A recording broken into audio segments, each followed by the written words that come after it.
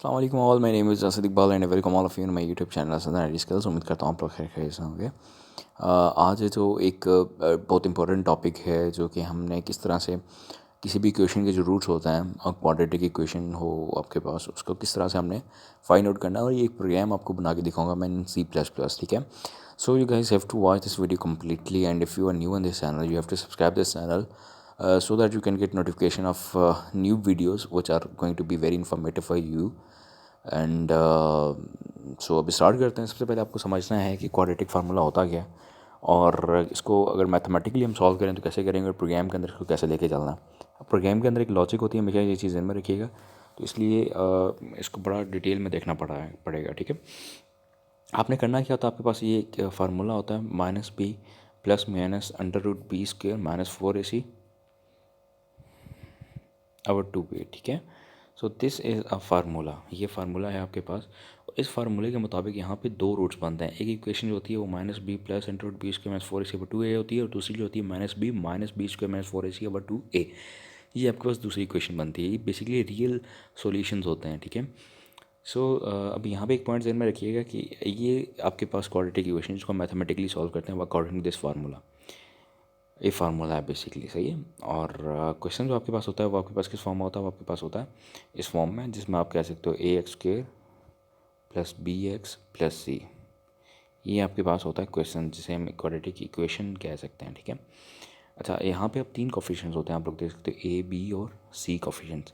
हमने एक ऐसा प्रोग्राम बनाना है जिसमें हमने ये डिसाइड करना है कि हम तीन कोफिशिएंट्स एंटर करें, ये a b और c की वैल्यूज़ रैंडमली एंटर करें और वो हमें आंसर बता दे, ठीक है, कि ये आपका आंसर है। वो सॉल्यूशंस बता दे, रियल सॉल्यूशंस जो होता है। तो ये आप देखिएगा, इसको प्रोग्राम को करेंगे हम लोग। लेकिन एक चीज़ ध्यान रखिएगा कि जब भी सॉल्यूशन निकालना होता है तो हमारे पास एक डिस्क्रीमेंट एक वैल्यू होती है, डिस्क्रीमेंट, जिसको हम डिस्क कहते हैं, ठीक है। डिस्क्रीमेंट जो होता है इसका फार्मूला होता है disc is equal to b² -4ac। ये आपका फार्मूला है, b² -4ac। ये अगर आपके पास ये जो डिस्क है, डिस्क का फार्मूला है, डिस्क अगर आपके पास ग्रेटर देन ज़ीरो आ जाए फार्मूले के अंदर, if disc greater than zero, तब आपके पास रियल सॉल्यूशन एग्जिस्ट करते हैं और वो डिफरेंट होते हैं उनकी वैल्यूज़, ठीक है। और अगर ये इक्वल टू ज़ीरो आ जाए तो रियल सॉल्यूशन तो होते हैं लेकिन वो उनकी वैल्यू सेम होती है, ठीक है। तो हम अभी और अगर ये लेस देन ज़ीरो तो फिर नो रियल सॉल्यूशन एग्जिस्ट, फिर वो कॉम्प्लेक्स उसमें चला जाता है, ठीक है। लेकिन हमने भी क्या करना है, हम सिंपली दो चीज़ें देखेंगे। एक तो कि किस तरह से हमने ये निकालना है कि अगर डिस्क ग्रेटर देन ज़ीरो से हमने ग्रेटर हो तो रियल सोल्यूशन कैसे निकलेगा, उसके बारे में भी डिटेल में बात कर लेते हैं। तो अभी आपने देख लिए तीन कोफिशिएंट एंटर करने हैं, दो वेरिएबल्स ऐसे जिसके अंदर -b प्लस वाली वैल्यू होगी और दूसरा वो वेरिएबल जिसके अंदर -b माइनस वाली वैल्यू आगे एंटर होगी, ठीक है। और थर्ड जो होगा वो हमारे पास डिस्क नाम से एक वेरिएबल होगा, ठीक है। So let's start without wasting the time and here we go. How many variables we are going to have? a b c x1, ये एक वेरिएबल ले लेता हूँ मैं, दूसरा x2 ले लेता हूँ, ठीक है, x2। और उसके अलावा आपके पास एक और जो वेरिएबल होगा वो आपके पास डिस्क के नाम से होगा। अच्छा, अब यहाँ पे मैं यूज़र को क्या कह देता हूँ, सी आउट इंटर कोफिशिएंट्स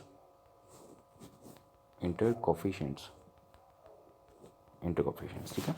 उसका सेमीकोलन लगा देता हूँ। उसके बाद जब वो तीन वैल्यूज इंटर करेगा, सी इन करेगा, तो मैं उसको इन करवा लूँगा, लाइक सी इन करवा लूँगा, ठीक है, ए बी और ये सी, ये, ठीक है। अब ज़रा यहाँ पे समझिएगा। अब मैंने पहले ये बताना है डिस्क्रीमेंट की वैल्यू क्या होती है। ये जो ऊपर डिस्क मैंने लिखा हुआ है, मेंशन किया हुआ है, ये वाला डिस्क, इसकी क्या वैल्यू होती है वो उसको पता होनी चाहिए प्रोग्राम के अंदर। तो मैं यहाँ पे लिख दूँगा disc is equal to b² -4ac बताया था, लेकिन b² डायरेक्टली मैं यहाँ पे नहीं लिख सकता, मैं b × b लिखूँगा, ठीक है। और उसके बाद लिखूँगा यहाँ पे -4 और उसके बाद a लिखूँगा यहाँ पे। a के लिए मुझे क्या करना पड़ेगा, मल्टीप्लाई a मल्टीप्लाई c, ये लिखना पड़ेगा मुझे, ठीक है। ये लिखने के बाद यहाँ पे अब एक चीज़ क्लियर होगी कि b² -4ac अगर मैंने यहाँ पे लिख दिया।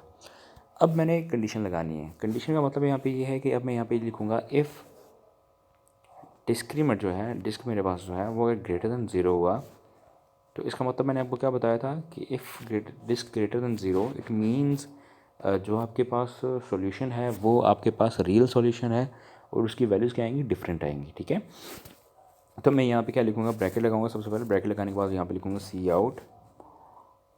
सी आउट से पहले जो x1 और x2 कोफिशिएंट्स हैं उनके अंदर वैल्यू लिख देता हूँ मैं। वैल्यू क्या, -b, यहाँ पे देखिएगा ज़रा,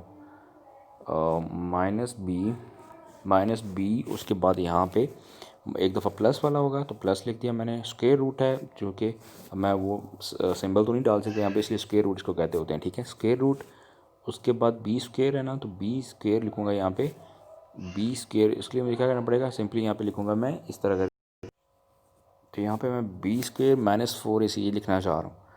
तो यहाँ पे बी स्क्वायर लिखने के बजाय मैं डायरेक्टली क्यों ना यहाँ पे डिस्क ही लिख दूँ, जो ऊपर ऑलरेडी डिस्क्राइब हुआ है कि इसकी वैल्यू क्या है, यहाँ पे देख सकते हो आप लोग, ठीक है। तो मैं सिंपली यहाँ पे डिस्क ही लिख देता हूँ।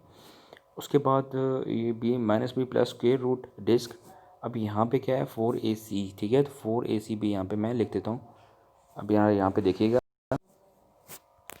तो यहाँ पे अभी ये लिखने के बाद -b plus square root disc, यहाँ पे लिखने के बाद अब मैं यहाँ पे एक डिवाइड वाला साइन डाल के 2a लिखूँगा। तो 2a लिखने के लिए मुझे क्या करना पड़ेगा, मल्टीप्लाई का साइन होगा और दूसरा कौन सा होगा, a वाला, ठीक है। उसके बाद मैं सेमीकोलन लगा दूँगा, ठीक है। अब यहाँ पे आप लोग देख सकते हो -b एक दफ़ा प्लस वाला हो गया। अब इसी तरह मैंने x2 के अंदर जो है वो लिखना है मैंने माइनस के साथ, ठीक है। तो मैं यहाँ पे लिख दूँगा, इसको मैं कॉपी कर लेता हूँ यहाँ से सिंपली, बजाय इसके कि दोबारा लिखूँ इसको, मैं यहाँ से इसको क्या कर लेता हूँ, कॉपी कर लेता हूँ और यहाँ पे ला के ये जो है मेरे पास नेक्स्ट लाइन पे जाके यहाँ पे देखिएगा, यहाँ पे इसको मैं क्या कर दूँगा, पेस्ट कर दूँगा, ठीक है। तो यहाँ पे इसको पेस्ट कर दिया, तो यहाँ पे x2 कर दूँगा अभी यहाँ पे, और यहाँ पे जहाँ पे प्लस था इसको मैं माइनस कर दूँगा, ठीक है। तो ये जिस तरह मैंने करते हैं, तो होपफुली चीज़ यहाँ तक आपको समझ आ गई होगी। अब x1 के अंदर जो है वो वैल्यू स्टोर होगी जिसमें -b प्लस की बात हो रही है, तो x2 के अंदर कौन सी वैल्यू स्टोर होगी जिसमें -b माइनस वाली वैल्यू स्टोर हो रही है, ठीक है। तो अब यहाँ पे बड़ा सिंपल सा है कि अब मैंने इन वैल्यूज़ को स्क्रीन के ऊपर शो करवाना, तो सी आउट करवाऊँगा इन दोनों को मैं, सी आउट। अभी यहाँ पे सबसे पहले मैं फर्स्ट रियल सोल्यूशन एग्जिस्ट, इस तरह मैं यहाँ पे लिख देता हूँ, फर्स्ट रियल सोल्यूशन इज़ किसके अंदर स्टोर है, आपको पता है, अंडरस्टूड सी बात है, x1 के अंदर स्टोर है। तो मैं अब लिख देता हूँ x1 और इसी तरह फिर जो दूसरा है सी आउट, और सी आउट के अंदर डबल कोटेशन के अंदर बैकस्लैश n भी लगा देता हूँ नेक्स्ट लाइन पे जाने के लिए। तो backslash n second real solution, so second real solution is, और वो किसके अंदर स्टोर है, वो है आपके पास x2 के अंदर स्टोर है, ठीक है, x2 के अंदर स्टोर है, ठीक है। तो ये मेरे पास हो गया पहला केस जिसके अंदर इफ़ क्या हुआ, अगर डिस्क्रीमेंट की वैल्यू क्या हुई, >0 हुई। अच्छा, अब एक चीज़ इनमें रखिएगा, जब इसकी वैल्यू एल्स इफ़ में देखो, एल्स इफ़ में देखिएगा ज़रा, जब आपके पास डिस्क्रीमेंट की वैल्यू इक्वल टू 0 आ जाए, इन केस जब डिस्क्रीमेंट किसके इक्वलेंट आ जाए, डिस्क इज़ इक्वल टू 0 आ जाए, ठीक है, तब क्या होगा, तब ये होगा कि आपके पास जो फार्मूला होता है वो एक ही होता है, मतलब उनका जो होता है रियल सॉल्यूशन है, लेकिन उनकी वैल्यू सेम होती है, x1 की भी वैल्यू सेम होगी, x2 की वैल्यू भी सेम होगी। तो यहाँ पे मैं वही लिखने लगा हूँ फार्मूला एक ही दफ़ा, x1 is equal to -b, ये यहाँ पे देखिएगा -b, ठीक है। अब यहाँ पे ये लिखने के बाद डिवाइड बाई 2a, ठीक है। तो मैं यहाँ पे क्या लिख दूँगा, डिवाइड बाई 2 मल्टीप्लाई a, ये मैंने लिख दिया, ठीक है। डिवाइड बाई मल्टीप्लाई कहाँ है, a, और ये a लिख दिया मैंने। ये फार्मूला है जी आपके पास जब डिस्क्रीमेंट की वैल्यू क्या हो जाए, इक्वल टू 0 आए। तो अब इस केस में सी आउट करवाऊँगा और दोनों को वैल्यूज एक ही बता दूँगा, इस तरह स्क्रीन पे दिखा दूँगा कि C out x1 is equal to x2, ठीक है, x1 is equal to x2, और किसके अंदर स्टोर है, सिंपल सी बात है, x1 के अंदर स्टोर है, तो मैं यहाँ पे x1 लिख दूँगा। ये इन दैट केस अब इसकी वैल्यू क्या आ जाए, इस तरह आ जाए, ठीक है, और यहाँ पे मैं इस वैल्यू को बंद कर दूँगा, ठीक है जी। अब आपने एक चीज़ में रखनी है कि एल्स में क्या होगा, अगर डिस्क्रीमेंट की वैल्यू क्या होगी, <0, तो <0 तो फिर क्या होगा, नो सोल्यूशन एग्जिस्ट। तो यहाँ पे मैं सिंपली लिख देता हूँ cout no real solution exist, ठीक है, नो रियल सॉल्यूशन एग्जिस्ट, ठीक है, एग्जिस्ट, ठीक है। ये लिखने के बाद मैं यहाँ पे क्या करूँगा, सेमीकोलन प्लेस कर दूँगा, और उसके बाद जो आपके पास मेन फंक्शन वाली ब्रैकेट थी उसको बंद करने से पहले गेट सी एच कर दूँगा, ठीक है। गेट सी एच लगा के यहाँ पे मैं इसको क्या कर दूँगा, सेमीकोलन लगा दूँगा, ठीक है। और उसके बाद मैं क्या कर दूँगा, जो मेन ब्रैकेट थी मेन फंक्शन वाली, वो यहाँ पे मैं कर दूँगा क्लोज, ठीक है। तो ये मेरे पास एक प्रोग्राम बन गया।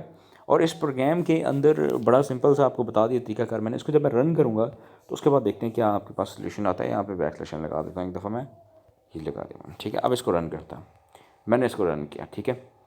जैसे मैंने इसको रन किया तो ये सबसे पहले मुझसे क्या कहेगा कि इंटर 3 कोफिशिएंट्स के 3 कोफिशिएंट्स क्या किए जाएँ, इंटर किए जाएँ। अब यहाँ पे एक चीज़ में रखिएगा, यहाँ पे एक बहुत बड़ी मिस्टेक वो ये की है मैंने कि मैथ डॉट एच, क्योंकि ये सारे मैथमेटिकल ऑपरेशन है तो मुझे यहाँ पे हैश इंक्लूड जो मैथ डॉट एच है वो भी लगाना पड़ेगा, जो आपके पास एक लाइब्रेरी है मैथ डॉट एच, ठीक है। तो ये मैंने लगा दी यहाँ पे। अब देखिएगा अब कोई मसला नहीं होगा। अब ये रन किया मैंने, अब ज़रा देखिएगा यहाँ पर सिंपल से अब 3 कोफिशिएंट्स एंटर करने हैं। मैं लेट्स सपोज एंटर करता हूँ 4 है, लेट्स सपोज 5 है और लेट्स सपोज 1 है, ये मैं एंटर करूँगा तो ये मुझे क्या बता रहा है, first solution is -4 and second real solution is -16, ठीक है जी। और तब ये आपके पास एक आंसर आ गया। उसके अलावा जब कोई और वैल्यूज़ एंटर करूँगा, no real solution for example करना है तो मैं let's suppose different values enter करके देख लेता हूँ 34, तो ये देखें नो रियल सोल्यूशन एग्जिस्ट, ठीक है। सो ये आपके पास आपको एग्जैक्टली वैल्यूज़ बताएगा, आप देख सकते हो इसको प्रैक्टिकल करके देख सकते हो, ड्राई रन करके देख सकते हो। बड़ा सिंपल सा कोड है, इसका स्क्रीनशॉट लेना चाह रहे हो वो भी ले सकते हो आप लोग। होपफुली आपको समझ आया होगा, और अगर समझ आया तो चैनल को सब्सक्राइब करना मत भूलिएगा। Thank you so very much and take good care of yourself and Allah निगहबान।